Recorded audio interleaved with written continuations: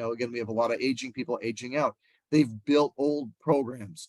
This is why Mm-hmm. Windows XP and 7 and NT and 8 are still there in the back end of the system, because Roger built this thing years ago and we don't have the password. We don't know how to rebuild it. We don't have the, it's a cost center. We don't have the budget to rebuild this. So Windows 8 it is. It's going to stay on 8 until the machine actually dies. And then, which is what people are coming to me now asking for protection, because we go back far as XP Service Pack 2 with 40 EDR.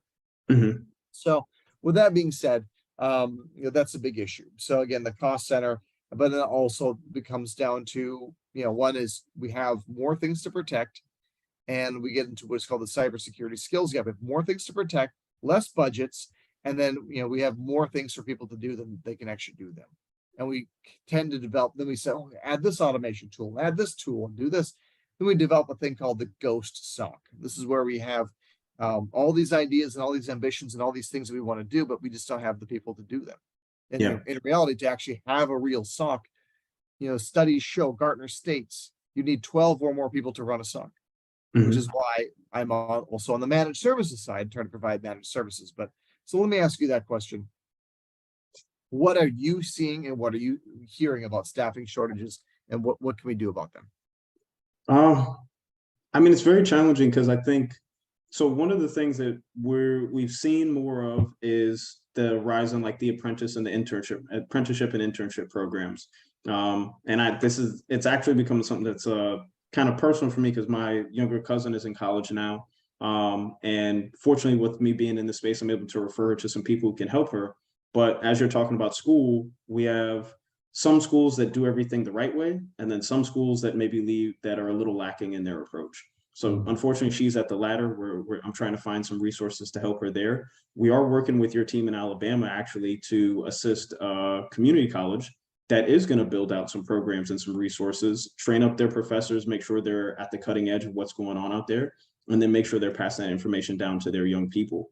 I don't know if there is kind of a fast fix, something to do, that we can roll out tomorrow. I think the managed resources is kind of the best immediate option that we have now.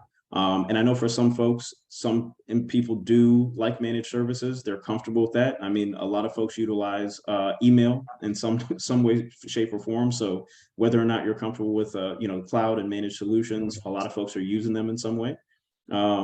But I know for some folks, they prefer to keep things in-house as much as possible, and that just becomes challenging. If you don't have the resources in-house, but you want to keep it in-house, something's got to give. So I would say trying to find the right managed resources to support you in those areas, whether that's network monitoring, your SIM, your EDR as a service, those aspects. But I do think we need to also prepare for the future. And this is not a short-term solution, but as you're talking about young people, we work with a lot of school districts. They have so much untapped potential just sitting in those classrooms as it relates to IT professionals. And the fear is, little Johnny maybe hacked the school district, last year, which we see way too often. But, little Johnny hacked the school district last year, or, Gina was able to go in and break into the HR system and pull down, pull down some credit card records and stuff and, just start showing it off that she did it. But at the same time, maybe that is, the type of place to start our internship programs. Like this college in Alabama, I think we need to lean into our young people and make sure that we are showing them not just that this is a job and we need people to do the job, but the value that this job offers. Everything runs on technology now. You talk about a digital citizen. You could be somebody that never wants to touch technology and maybe doesn't have to touch too much technology day to day. But guess what? You're a part of the digital world. And we need to have young people who are ready to kind of take that responsibility over time to make sure that we can secure that world that we have to live and work in. So I would say immediately, if you can utilize managed resources and you're understaffed, I think that's something for you to consider.